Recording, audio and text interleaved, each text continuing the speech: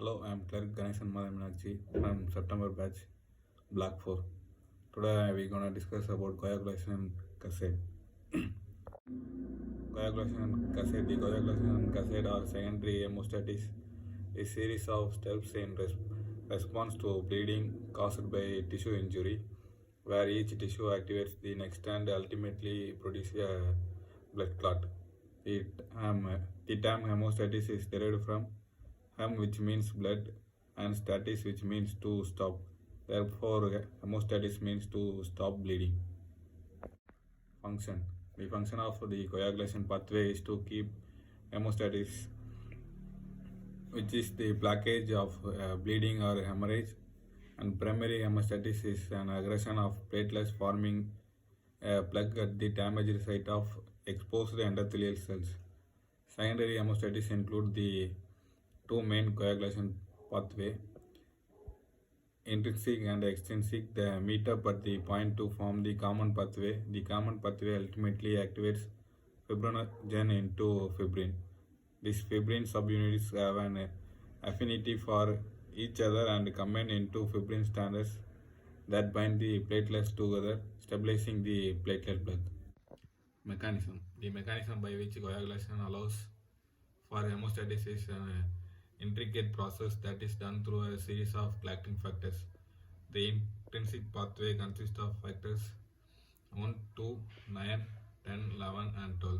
Respectively, each one is named fibrinogen, prothrombin Christmas factor, Stewart-Power factor, plasma-thromboplastin, and Heigemann factor. The extrinsic pathway consists of factors 1, 2, 7, and 10. Factor 7 is called stable factor. The common pathway consists of factors 1, 2, 5, 8, and 10. The factors circulate through the bloodstream as zymogens and are activated into serine protease. The serine protease act as a catalyst to cleave the next zymogen into more serine protease and ultimately activate fibrinogen. The intrinsic pathway is activated through exposed endothelial collagen, and the extrinsic pathway is activated through the tissue factor released by endothelial cells after external damage. Intrinsic pathway. This pathway is a longer pathway of secondary hemostasis. It begins with the activation of factor 12, which becomes factor 12A. Endothelial collagen is only exposed when endothelial damages occur. Factor 12A acts as a catalyst to activate factor 11 to factor 11A. Factor 11A then goes on to activate factor 9 to factor 9A. Factor 9A goes on to serve as a catalyst for turning factor 10 into factor 10A. This is known as a cascade, which each factor is activated, it goes on to activate more factors into next step. Extrinsic pathway. The extrinsic pathway is the shorter pathway of secondary hemostasis. Once the damage to the vessel is done, the endothelial cells release tissue factor, which goes on to activate factor 7 to factor 7A. Factor 7A goes on to activate factor 10 into 10A.